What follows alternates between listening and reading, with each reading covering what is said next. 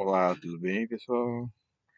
Então, como a gente faz sempre agora, né? Vamos começar com a sessão mendigação, tá? Olha aí, ó. Tá aí para você se lembrar, deixe seu like, deixe o seu comentário, compartilhe esse vídeo, se inscreva se não for inscrito, tá? Porque nós precisamos muito desse apoio, né? De vocês, para continuarmos nosso trabalho aqui, tá bom? Então, eu faço esse trabalho aqui, ofereço a vocês. Vocês me pagam com os seus likes, tá? E como sempre digo, não fique com fama de caloteiro. Pague logo o seu like, mas pague agora. Depois não. Você se conhece, né? Sabe que a sua memória não é lá essas coisas, né? Então vai dizer, no final eu vou deixar o like. Não vai deixar. Tá? Não vai nem ver o vídeo até o fim, né? Então, por favor, deixe seu like, tá? E dito isso, vamos agora para a nossa vinheta.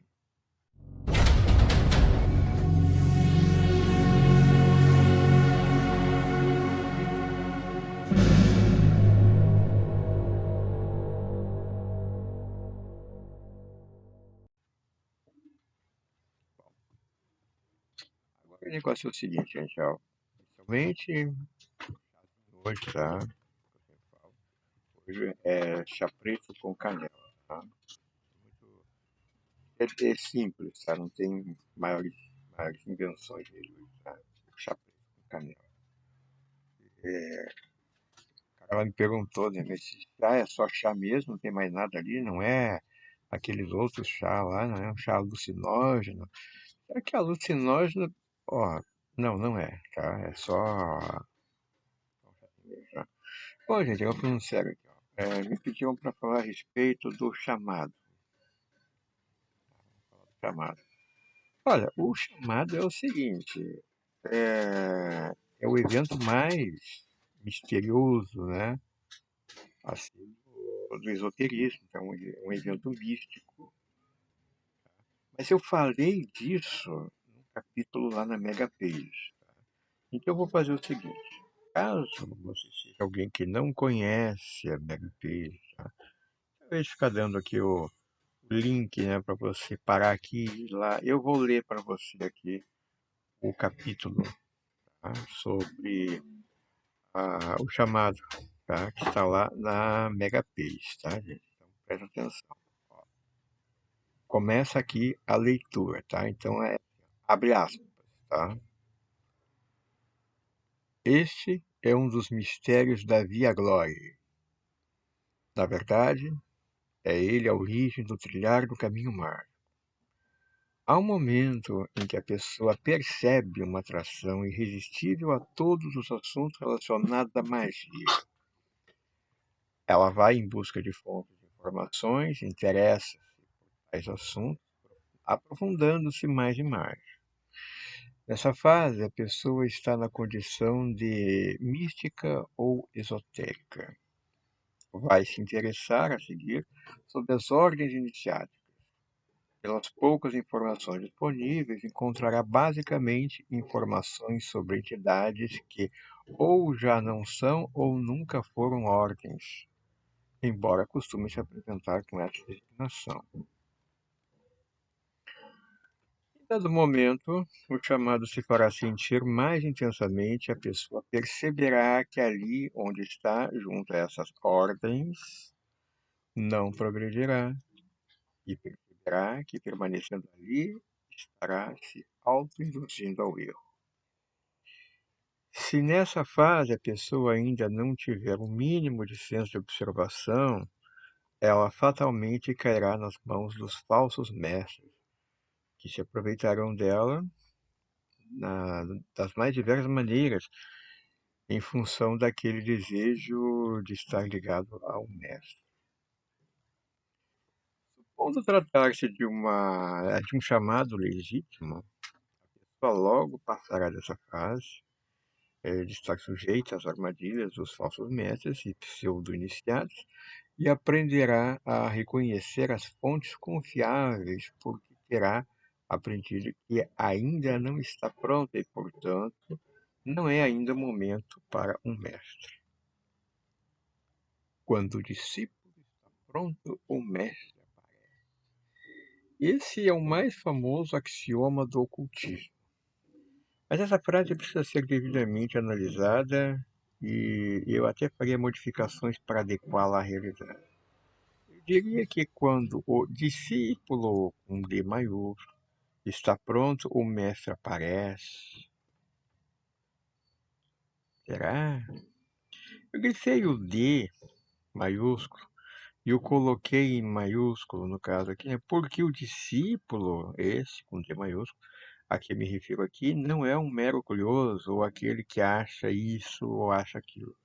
Eu estou me referindo àquele que de fato recebeu o chamado, sabe o que quer e está disposto a pagar o preço.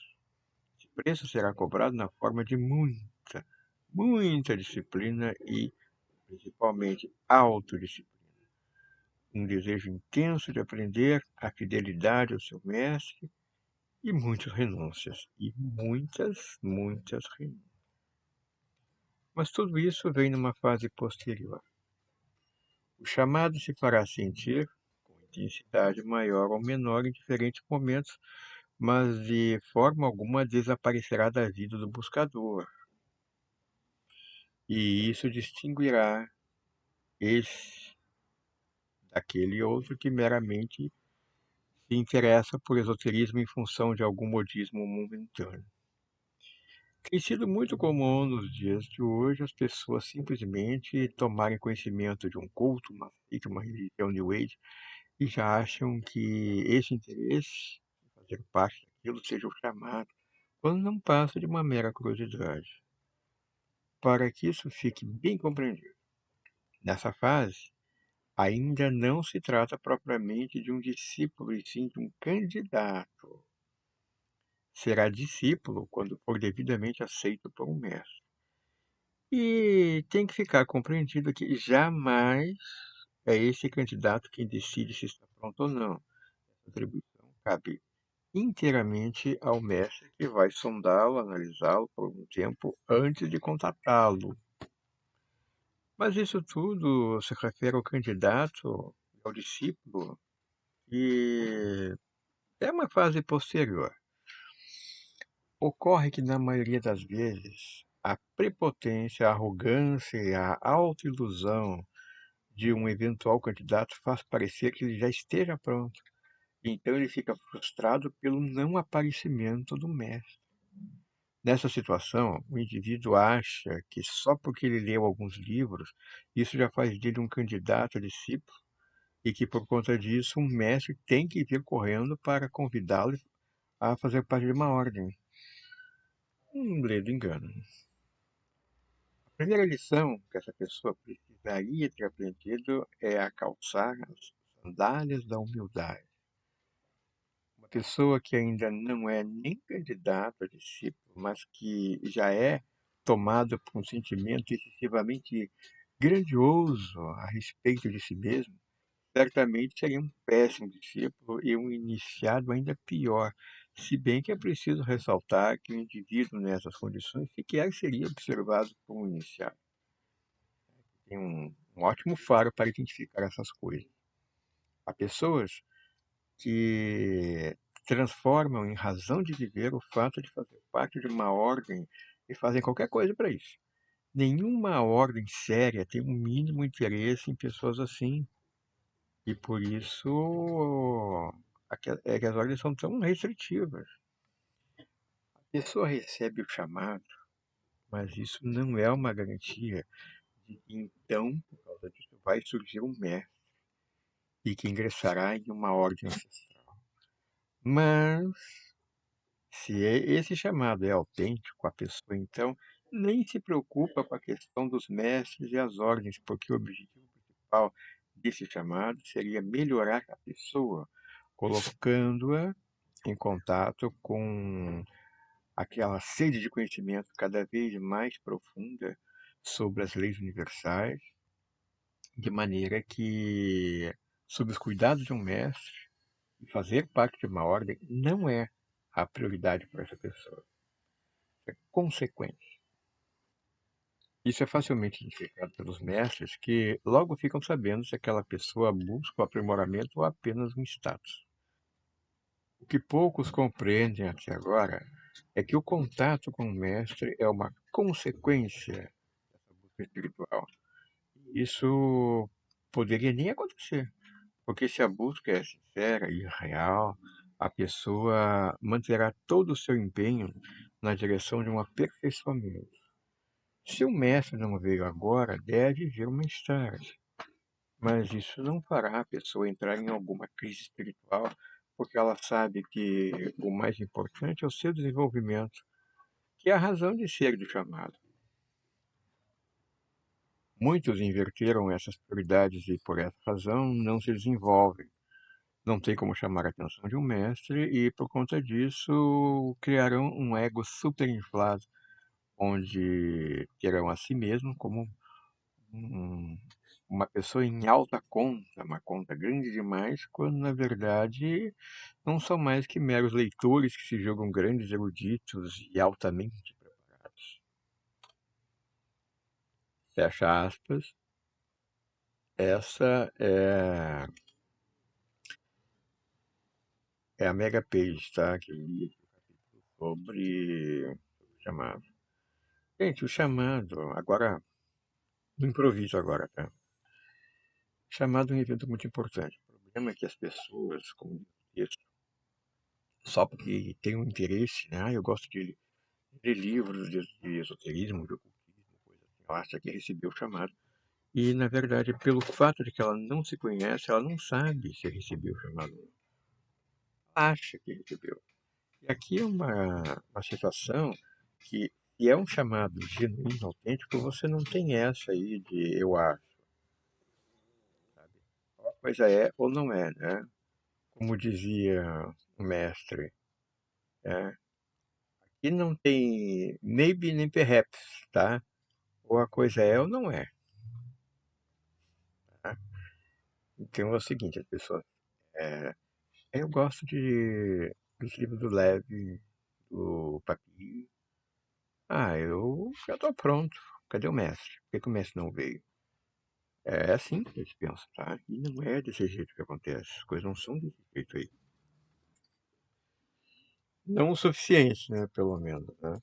De qualquer maneira, gente, olha aqui, ó. Quando você recebe o chamado, você não tem dúvidas. Agora tem uma coisa, tá? No início você pode se confundir um pouco. Eu, eu recebi um chamado para uma vida espiritual. Mas num primeiro momento você não tem certeza plena de qual é a vida espiritual aí que está sendo cogitada para você, né? Então, eu fui seminarista, tá? Olha aqui, ó. Eu sabia que tinha a ver com disciplina, sabia que tinha a relação ali com o mestre e sabia que isso era um caminho espiritual ligado a uma ordem, tá? Mas não era necessariamente o que é hoje, né, para mim, né? Começou como seminário, que tinha tudo isso, tá? Aqui, ó, tinha disciplina, tinha o mestre, né? Tinha a ordem, né? No caso, eu ia ser jesuíta. Aí, quando acontece isso de você começou ali, mas você se deu conta, né, que não era isso, num primeiro momento você pode entrar no que nós chamaríamos, né, de uma crise espiritual. E essa crise espiritual, a princípio, ela pode se resolver rapidamente, ou então ela, ela vai, ela vai perturbar você por um certo tempo, tá? Até você descobrir qual era mesmo, né, o seu caminho. No primeiro momento eu já sabia qual é que não era o caminho, tá? Até tem fotos lá, né, no Instagram lá desse meu momento seminarista, né? Então aconteceu, né, que depois tudo, né, se resolveu, as coisas, né, aconteceram do jeito que tinham que acontecer. Aí surgiu, né, o mestre, e foi tudo indo, né, indo, e aí chegou naquele evento lá que eu já narrei, né, assim que percorreu o caminho de Santiago, tá? É tipo mensagem a Garcia. Quando você recebe uma missão dessa, certo, da sua ordem, aqui ó, você se vira, porque você só tem dois caminhos ali, né? Ou você realiza ou você não realiza. sabe? Ó, só te disseram para fazer aquilo ali, tá? O resto é tudo com você. Pensa assim, ó. Ah, me disseram para fazer o caminho de Santiago, então eles têm que me dar passagem, hospedagem, é, dinheiro para gastar, mapa, contatos, não, absolutamente nada. Você se vira, mas extremamente no final você não tem prejuízo nenhum. Depois eu explico como é que acontece essa mágica, tá? Mas no primeiro momento se vira. Isso aí é como uma mensagem a Garcia, tá? A mensagem a Garcia é um texto, né, que circula entre os quartéis, que conta lá uma situação, tá? E isso é para exaltar aquela coisa assim do sujeito, né, ser proativo e enrolado aí, né? O cara, sabe? Ele é o protótipo daquela situação do missão dada e missão cumprida, tá? O cara só executa aquilo ali sem ficar pedindo detalhes, tá? Basicamente é o seguinte, você procura depois na internet, você vai ver lá o que era a mensagem Garcia, tá? Olha, estava lá às vésperas, né, de acontecer lá uma guerra, né, hispano-americana, ou seja, era Estados Unidos e Espanha, entender, né, quase que foram as vezes de fato, mas quem podia mesmo fazer uma intermediação ali era um general cubano, sabe, que é o Garcia, né, acho que era Calixto Garcia. Estava em algum lugar de Cuba lá, sabe, Deus aonde, né? Aí o presidente americano chamou lá um homem de confiança dele, né, um sujeito chamado Rowan. Ele escreveu uma carta ali, né? Disse, "Ah, essa carta tem que ser entregue, né, urgentemente nas mãos do general Garcia, Cuba." O cara pegou a carta e foi. Olha aqui, ó. Ele não perguntou, mas em que parte de Cuba ele está? Como é que eu chego lá? Qual é o prazo para entregar essa carta aqui? E se eu não encontrar ele lá? Sabe? Como é que eu faço para voltar? Não perguntou nada. Pegou a carta e foi e entregou a carta. E aí esse Garcia fez a intermediação ali, conforme o presidente americano falou, e evitou-se uma guerra ali, tá? Pra resumir a história, tá? Isso é o seguinte, ó, você recebeu a tarefa, você cumpre a tarefa e acabou, sabe? Não tem que estar te dando todos os detalhes do mundo ali, né? Senão põe uma máquina para fazer aquilo ali. Agora um dia desses eu vou contar para você, quando eu falei do Caminho de Santiago aí, vou contar a história, né, triste lá de um sujeito lá, né, que achava que sabia muita coisa, tá?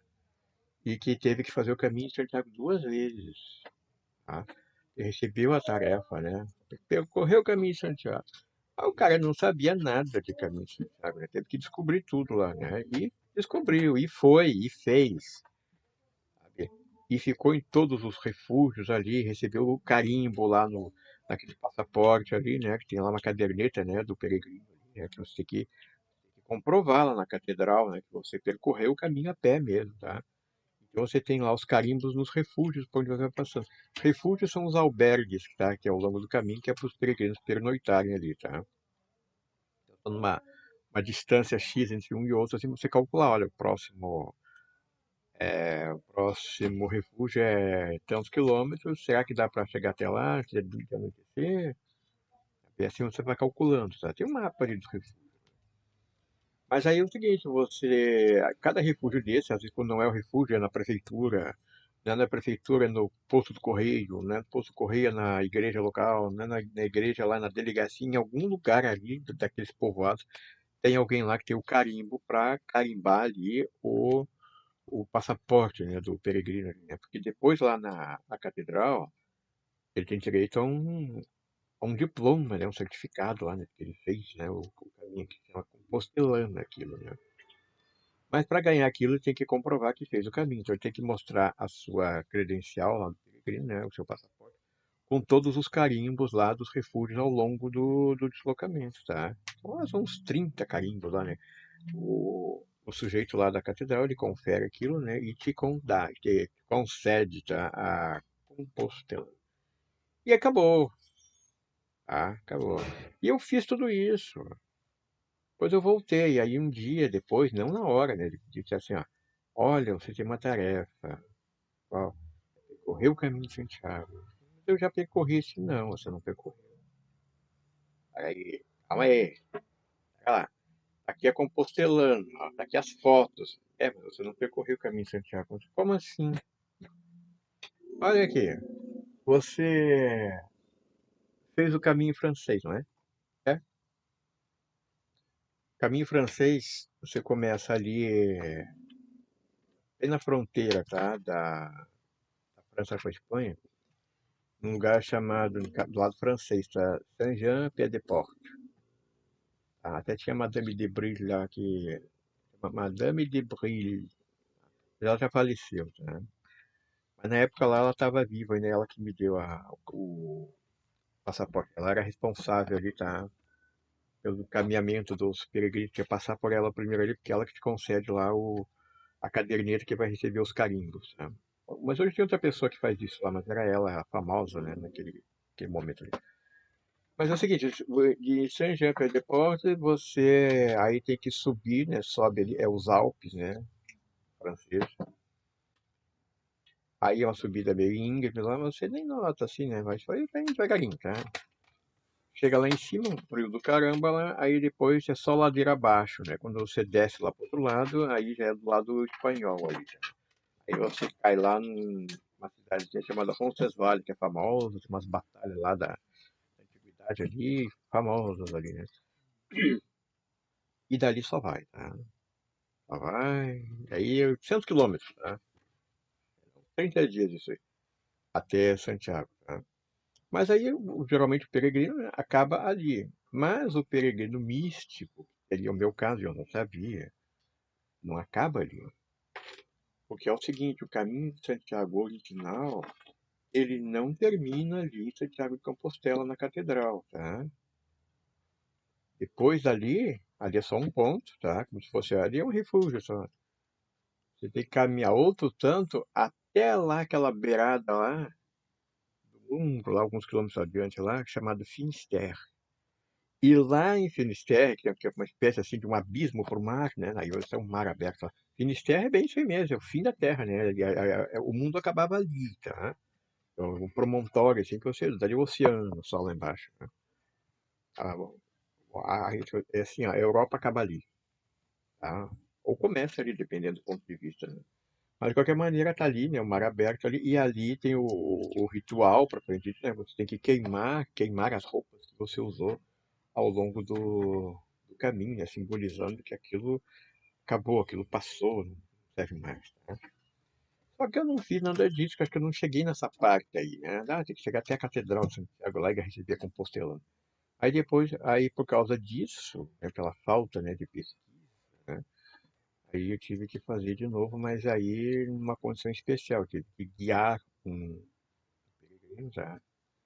E fiquei na minha vida não teve ninguém me guiando, né? Mas tudo bem. Mas eu tive que guiar um peregrino. E aí eu, tecnicamente, aí tive que fazer o caminho de Santiago de novo. Mas isso, se você quiser, eu conto, tá? Num vídeo aí. E disse, pedir, eu faço, tá? De qualquer maneira, gente, ó, para deixar bem claro sobre chamar, tá? Normalmente a pessoa ela não tem dúvida. Agora, para isso aí acontecer, você tem que ser uma pessoa que se conhece. Porque não o cara acha que ele não tem dúvidas que ele recebeu o chamado, porque ele acha que tem aquele lá, porque ele lê livros de esoterismo desde os 9 anos de idade. Então ele acha que ele está talhado para aquilo ali. O- Olha, o chamado ele te induz para um caminho espiritual que não precisa ser necessariamente esse aí ligado a uma ordem ancestral, para bruxaria ancestral, para alguma coisa. Não precisa necessariamente, mas é o caminho de espiritualidade. Agora, às vezes a vaidade da pessoa fala mais alto, ela quer aquilo ali. Ela quer ser um mago, sabe, para fazer coisas e ser conhecido e aqueles. Ele quer ser o Doutor Estranho, tá? Vamos resumir a ópera aqui, tá? Ele quer ser o Doutor Estranho. Não é assim que acontece, porque onde teu ego tá falando mais alto, eu sempre falei lá, ó, olha, o caminho da espiritualidade lá, ele tinha que estar ligado a alguma coisa de religiosidade também, porque senão quem vai falar na sua cabeça ali é o ego. Eu falei isso lá e teve que me contestar aqui nos comentários, sabe? Esse e alguém ali nos comentários, e outro lá que ficou me mandando mensagem, né? E aqueles com quem eu converso depois também no Skype. Tipo, até aquele amigo meu, né? Aquele, né? Aí eu disse assim, olha, você precisa ter um caminho espiritualidade, mas que seja também ligado a alguma religiosidade, né? É, você fala desse jeito. Em caminho de religiosidade, eu não concordo, porque essas religiões, aí ele começa a tecer todo um comentário a respeito das religiões, que tá cheio de aproveitador, porque tem padre safado, tem pastor vigarista, porque tem não sei o quê, é tudo assim. Meu filho, é porque você não escolheu direito, você vai encontrar vigarista safado e bandido em tudo que é coisa. Ah, lá nos políticos, aí a gente fala, né? Ah, entre os juízes, ah, entre os jornalistas, entre os militares, em todo lugar, porque isso é a amostra da sociedade ali. Então vai ter gente errada ali, gente certa, você tem que escolher direito onde você vai amarrar o teu bode ali, né? Mas o cara não, ele quer entrar logo de cara e encontrar só coisas perfeitas. É, eu me vincular à igreja católica. Aí eu tava com aquela gente bitolada. Olha, eu não sei se todo mundo que frequenta a igreja católica é bitolado. Pelo que eu conheço, assim, não é todo mundo. Tem fanático ali também, né? Como qualquer segmento religioso vai ter lá os extremistas, né? Os pessoal assim, mais radical, né? Mas não é todo mundo assim. Agora eu digo pra você o seguinte, ó, de vez em quando eu sei o que eu tô falando, de vez em quando eu acerto, né? Então quando eu digo pra você assim, ó, seria sempre interessante, tá? Que seu caminho de espiritualidade tivesse alguma ligação com religiosidade também, porque isso te traz uma baliza moral para as coisas. Porque senão, aí tem lá o ser esperto, né? O cara acha que sabe, né? E não, não precisa, né, de uma baliza moral dada por uma religião. Tá bom, aí quando não tem isso, quem vai falar no teu ouvido ali é o teu ego. Teu ego é aquele lá que vai te dizer que você tá pronto. Você lê esoterismo desde os 9 anos, então cadê o mestre? Sabe? Às vezes tem um cara assim, com uma cara de pau, uma coisa incrível. Você tem que ver as perguntas que eu recebo. O cara diz assim, não, eu já estou pronto, tenho certeza, porque eu recebi o chamado, eu sei que eu estou pronto, não sei o quê. Eu queria saber uma coisa, Magronel. Será que você sabe de algum mestre aqui na minha cidade, ou na minha região? Aqui? É bem, não teria como me deslocar. Ou então que talvez um mestre que se deslocasse para cá, né? Porque ele é bem, seria um ótimo discípulo. Não sei o quê. Cara, olha aqui, ó, resumindo, o que que ele quer? Ele acha que está pronto, ele acha que é assim, ele fica se oferecendo e vai aparecer um mestre. E ele acha também que tem que ter um mestre ali do lado da casa dele. Sabe? Aquela coisa, né, de antigamente, olha, o mestre. Você está aqui, o mestre está lá no Egito. Tem que ir até lá. Não, hoje não é assim. Hoje o mestre está ali na esquina. Você chega ali, oi, esse é meu mestre quer. Quanto? É tanto, tá? É assim que acontece. Agora, esse tipo de situação acontece por quê? Acontece em função do desespero que essa pessoa tem, querer um mestre. Tá? Mas tem que ser aquela coisa estilizada. Olha aquele mestre que vem assim para te ensinar magia, vai te levar lá para um castelo, você vai ser o aprendiz dele, e você vai sair por aí fazendo magias que nem o Doutor Estranho, sabe? Aí tem aquele lá que, né, eu quero para poder curar as pessoas, agora a coisa mais pedante é aquele lá, assim, para ajudar a humanidade, até você tem isso também, né? Gente, essa coisa não acontece desse jeito, não é assim. Agora, você tem que ter um caminho de espiritualidade e eu recomendei já algumas vezes que tivesse a ver também com um caminho de religiosidade, para te dar a baliza moral. Você não quer isso, né? Você quer. Ah, não preciso, eu sei de mim, né? Eu preciso de baliza moral dada por uma religião, né? Cheia de falhas, cheia de não sei o que, tá. Quem vai te dar esses conselhos vai ser o teu ego, que também é cheio de falhas, tá? E tudo bem, quer fazer do teu jeito, faz. Tá? De qualquer maneira, as coisas não são desse jeito, tá? Você é chamado para um caminho de espiritualidade que pode ser qualquer um, tá? Porque nem todo mundo recebe esse chamado. Pessoas vivem as suas vidas normais aí, sabe? Não tem nada a ver com espiritualidade, né? Agora, se você recebeu um convite, digamos assim, tá? Você é um privilegiado.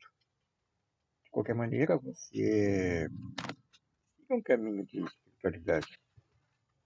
Não fica só. Olha, eu só quero um caminho de solidariedade se for aquele ali.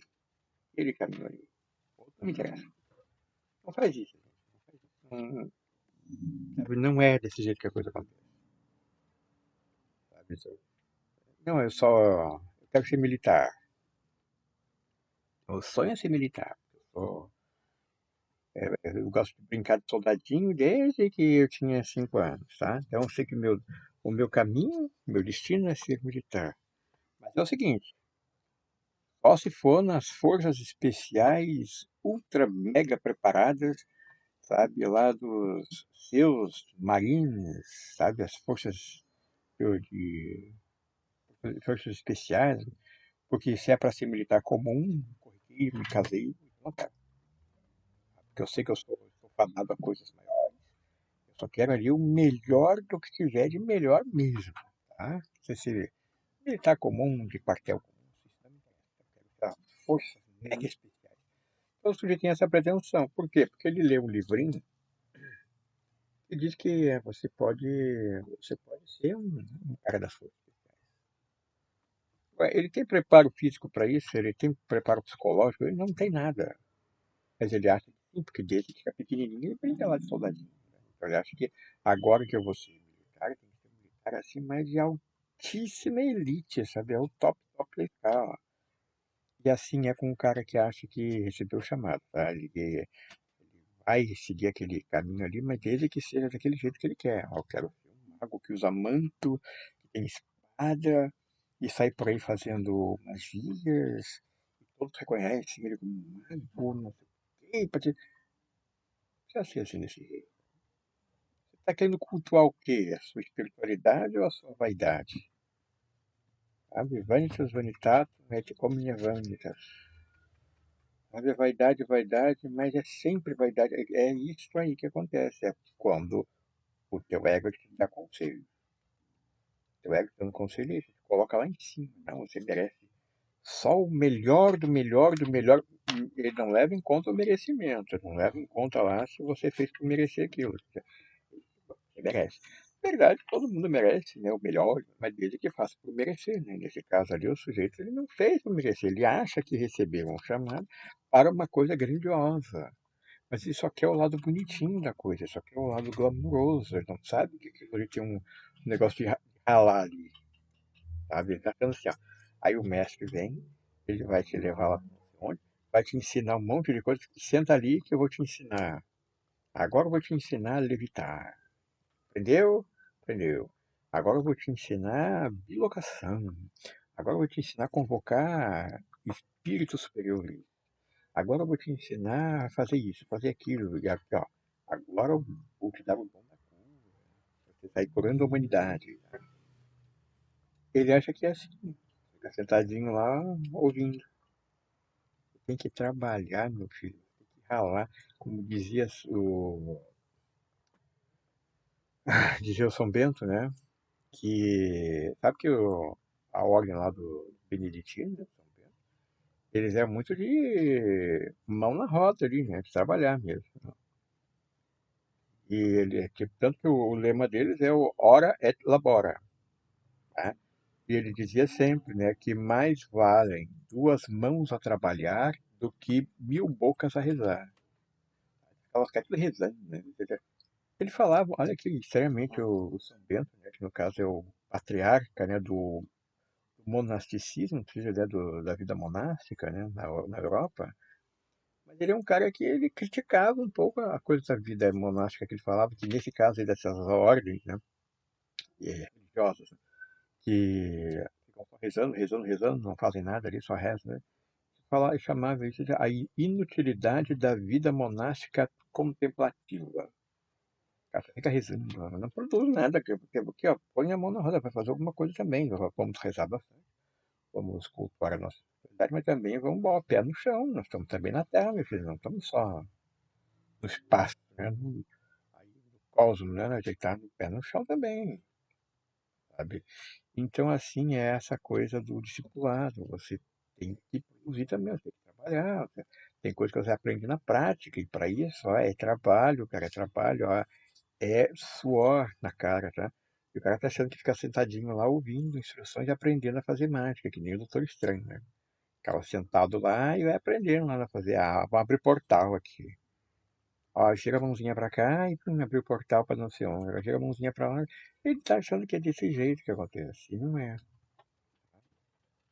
Esse vídeo aqui ele tem um complemento já. Vamos fazer a parte 2 dele agora em seguidinho. Tá? Vamos lá. Eu encerro aqui a primeira parte e já começamos na segunda. Mas não se esqueça, deixa o seu like, tá bom? Vamos para a segunda parte do vídeo.